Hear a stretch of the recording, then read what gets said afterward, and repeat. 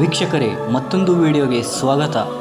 ವೀಕ್ಷಕರೇ, ಇಷ್ಟು ದಿನ ರುಚಿಯಾದ ಖಾದ್ಯಗಳಿಂದ ಸೌಂಡ್ ಮಾಡ್ತಿದ್ದ ರಾಮೇಶ್ವರಂ ಕೆಫೆ ಇತ್ತೀಚೆಗೆ ನಿಗೂಢ ಬ್ಲಾಸ್ಟ್ಗೆ ಸಾಕ್ಷಿಯಾಗಿದೆ. ಈ ರಾಮೇಶ್ವರಂ ಕೆಫೆ ಶುರುವಾಗಿದ್ದು ಯಾವಾಗ? ಕೆಫೆಗೆ ರಾಮೇಶ್ವರಂ ಅಂತ ಹೆಸರು ಇಟ್ಟಿದ್ದು ಯಾಕೆ? ಈ ರಾಮೇಶ್ವರಂ ಕೆಫೆ ಹುಟ್ಟಿದ್ದೇ ಒಂದು ರೋಚಕ. ಬನ್ನಿ ವೀಕ್ಷಕರೇ, ಇದರ ಹಿಂದಿನ ಸ್ವಾರಸ್ಯಕರ ವಿಷಯ ತಿಳಿಯೋಣ. ವೀಕ್ಷಕರೇ, ರಾಮೇಶ್ವರಂ ಕೆಫೆ ಎಂದರೆ ಸಾಕು, ಬೆಂಗಳೂರಿನ ಫುಡ್ ಲವರ್ಸ್ಗೆ ತಕ್ಷಣ ನೆನಪಾಗುವುದೇ ಘೀ ಪುಡಿ ಇಡ್ಲಿ, ಘೀ ಪುಡಿ ಮಸಾಲ ದೋಸೆ, ಬೆಳ್ಳುಳ್ಳಿ ರೋಸ್ಟ್ ದೋಸೆ ಹಾಗೂ ಪೊಂಗಲ್. ಈ ರಾಮೇಶ್ವರಂ ಕೆಫೆಯಲ್ಲಿ ತಯಾರಿಸುವ ಸ್ಪೆಷಲ್ ಖಾದ್ಯಗಳನ್ನು ಜನರು ತುಂಬ ಇಷ್ಟಪಟ್ಟು ಸವಿಯುತ್ತಾರೆ. ಅಸಲಿಗೆ ರಾಮೇಶ್ವರಂ ಕೆಫೆ ಶುರುವಾಗಿದ್ದು ಹೇಗೆ? ರಾಮೇಶ್ವರಂ ಕೆಫೆಯ ಓನರ್ ದಿವ್ಯಾ ಹಾಗೂ ರಾಘವೇಂದ್ರ ರಾವ್ ಯಾರು? ರೆಸ್ಟೋರೆಂಟಿಗೆ ರಾಮೇಶ್ವರಂ ಅಂತ ಹೆಸರಿಟ್ಟಿದ್ದು ಯಾಕೆ? ಬನ್ನಿ ವೀಕ್ಷಕರೇ, ತಿಳಿಯೋಣ. ದಿ ರಾಮೇಶ್ವರಂ ಕೆಫೆ ಮೊದಲು ಶುರುವಾಗಿದ್ದು ಇಂದಿರಾನಗರದಲ್ಲಿ ಪುಟ್ಟ ಜಾಗದಲ್ಲಿ. ಮೊದಲ ಪ್ರಯೋಗಕ್ಕೆ ಹಿಡಿದಾಗ ಶುಚಿ ಹಾಗೂ ರುಚಿ ಮೆಚ್ಚಿದ ಗ್ರಾಹಕರಿಂದ ನಿರೀಕ್ಷೆಗೂ ಮೀರಿದ ಪ್ರತಿಕ್ರಿಯೆ ಲಭಿಸಿತ್ತಂತೆ. ಹೀಗಾಗಿ ಇಂದು ರೆಸ್ಟೋರೆಂಟ್ ಲಾಭದಲ್ಲಿದೆ. ಮೊದಲು ರಾಮೇಶ್ವರಂ ಕೆಫೆ ಆರಂಭಿಸಿದಾಗ ಬಂಡವಾಳ ಕೋಟಿ ಮುಟ್ಟಿರಲಿಲ್ಲ. ಆದರೆ ಈಗ 3 ವರ್ಷಗಳಲ್ಲಿ ಅಂತರದಲ್ಲಿ ಒಂದು ಔಟ್ಲೆಟ್ಗೆ 8 ರಿಂದ 10 ಕೋಟಿ ಬಂಡವಾಳ ಹಾಕುತ್ತಿದ್ದಾರಂತೆ. ಹಾಗಂತ ವ್ಯವಸ್ಥಾಪಕಿ ನಿರ್ದೇಶಕಿ ದಿವ್ಯಾ ಸಂದರ್ಶನವೊಂದರಲ್ಲಿ ಹೇಳಿಕೊಂಡಿದ್ದಾರೆ. ರಾಮೇಶ್ವರಂ ಕೆಫೆಯನ್ನು ಆರಂಭಿಸಿದವರು ದಿವ್ಯಾ ಹಾಗೂ Raghavendra Rao. Mechanical engineering dropout ಆಗಿದ್ದ ರಾಘವೇಂದ್ರ ರಾವ್ ಅವರಿಗೆ ಫುಡ್ ಇಂಡಸ್ಟ್ರಿಯಲ್ಲಿ 20 ವರ್ಷಗಳ ಅನುಭವವಿದೆ. ಇತ್ತ ಚಾರ್ಟೆಡ್ ಅಕೌಂಟೆಂಟ್ CA ಆಗಿದ್ದವರು ದಿವ್ಯಾ. ರಾಘವೇಂದ್ರ ರಾವ್ ಹಾಗೂ ದಿವ್ಯಾ ಕೈಜೋಡಿಸಿ 2021ರಲ್ಲಿ ದಿ ರಾಮೇಶ್ವರಂ ಕೆಫೆ ಆರಂಭಿಸಿದರು. ಇಷ್ಟಕ್ಕೂ ಈ ರಾಮೇಶ್ವರಂ ಎಂಬ ಹೆಸರು ಹೇಗೆ ಬಂತು ಗೊತ್ತಾ?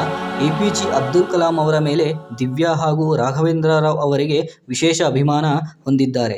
APJ ಅಬ್ದುಲ್ ಕಲಾಂ ಅವರ ಹುಟ್ಟೂರು ರಾಮೇಶ್ವರಂ. ಹೀಗಾಗಿ ತಮ್ಮ ಕೆಫೆಗೆ ದಿ ರಾಮೇಶ್ವರಂ ಕೆಫೆ ಎಂದು ಹೆಸರಿಟ್ಟಿದ್ದಾರೆ. ಇದಕ್ಕೆ ಇನ್ನೊಂದು ಕಾರಣ ಕೂಡ ಇದೆ. ದಕ್ಷಿಣ ಭಾರತದ ಖಾದ್ಯಗಳನ್ನು ಗ್ಲೋಬಲ್ ಲೆವೆಲ್ಗೆ ತೆಗೆದುಕೊಂಡು ಹೋಗಲು ದಿ ರಾಮೇಶ್ವರಂ ಕೆಫೆಯನ್ನು ದಿವ್ಯಾ ಹಾಗೂ ರಾಘವೇಂದ್ರ ರಾವ್ ಅವರು ಆರಂಭಿಸಿದರು. ಹೀಗಾಗಿ ರೆಸ್ಟೋರೆಂಟ್ ಹೆಸರು ಹೇಳಿದ ಕೂಡಲೇ ದಕ್ಷಿಣ ಭಾರತದ ಫೀಲ್ ಬರಬೇಕಿತ್ತು. ಪರಿಣಾಮ ರಾಮೇಶ್ವರಂ ಹೆಸರನ್ನು ಕೆಫೆಗೆ ಇಡಲಾಯಿತು.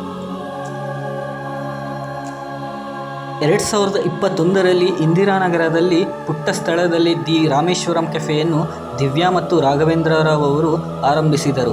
ಸದ್ಯ ಬೆಂಗಳೂರಿನಲ್ಲಿ ಇದರ 4+ ಔಟ್ಲೆಟ್ಗಳಿವೆ. 700ಕ್ಕೂ ಅಧಿಕ ಸಿಬ್ಬಂದಿಗಳು ರಾಮೇಶ್ವರಂ ಕೆಫೆಗಾಗಿ ಕೆಲಸ ಮಾಡುತ್ತಿದ್ದಾರೆ. ಭಾರತದ ಹಲವೆಡೆ ಹಾಗೂ ವಿದೇಶಗಳಲ್ಲೂ ದಿ ರಾಮೇಶ್ವರಂ ಕೆಫೆ ಔಟ್ಲೆಟ್ಗಳನ್ನು ತೆರೆಯಲು ಗ್ಲೋಬಲ್ ಲೆವೆಲ್ನಲ್ಲಿ ದಕ್ಷಿಣ ಭಾರತದ ಖಾದ್ಯಗಳನ್ನು ಫೇಮಸ್ ಮಾಡಬೇಕೆಂಬ ಕನಸು, ಗುರಿ ದಿವ್ಯಾ ಮತ್ತು ರಾಘವೇಂದ್ರ ರಾವ್ ಅವರದ್ದು. ರಾಮೇಶ್ವರಂ ಕೆಫೆಯಲ್ಲಿ ಪ್ರತಿದಿನ 7,500 ಬಿಲ್ಸ್ ಕಟ್ ಮಾಡ್ತಾರೆ. 4 ರಿಂದ 5 ಕೋಟಿ ಲಾಭ ಮಾಡ್ತಾರೆ ಅಂತೆಲ್ಲ ಸುದ್ದಿ ಸೋಷಿಯಲ್ ಮೀಡಿಯಾದಲ್ಲಿ ಹಬ್ಬಿದೆ. ಈ ಬಗ್ಗೆ ಪ್ರತಿಕ್ರಿಯೆ ನೀಡಿರುವ MD ದಿವ್ಯಾ, ನಾನು ನಂಬರ್ಸ್ ಹಿಂದೆ ಬಿದ್ದಿಲ್ಲ, ಒಳ್ಳೆಯ ಬಿಸ್ನೆಸ್ ಮಾಡ್ತಿದ್ದೀವಿ, ನಮಗೆ ಖುಷಿ ಇದೆ ಎಂದು, ನಮ್ಮ ಬಿಸ್ನೆಸ್ಸಲ್ಲಿ ಬೆಳೆಯುತ್ತಿದೆ ಎಂದು ಸಂದರ್ಶನವೊಂದರಲ್ಲಿ ಹೇಳಿದ್ದಾರೆ. ರಾಮೇಶ್ವರಂ ಕೆಫೆಯು ಎಲ್ಲ ರೀತಿಯ ಜನರಿಗೆ ಮುಂಜಾನೆ 5 ರಿಂದ ಮಧ್ಯರಾತ್ರಿ 1 ಗಂಟೆಯವರೆಗೆ ಸೇವೆ ಸಲ್ಲಿಸುವ ಬೆಂಗಳೂರಿನಲ್ಲಿರುವ ಏಕೈಕ ರೆಸ್ಟೋರೆಂಟ್ ಇದಾಗಿದೆ.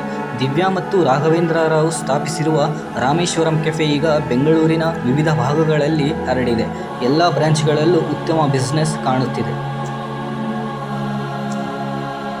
ಮೊನ್ನೆ ಅಷ್ಟೇ ಬಾಲಿವುಡ್ನ ಸೂಪರ್ ಸ್ಟಾರ್ ಕಾರ್ತಿಕ್ ಆರ್ಯನ್ ರಾಮೇಶ್ವರಂ ಕೆಫೆಗೆ ಭೇಟಿ ನೀಡಿದ್ದರು.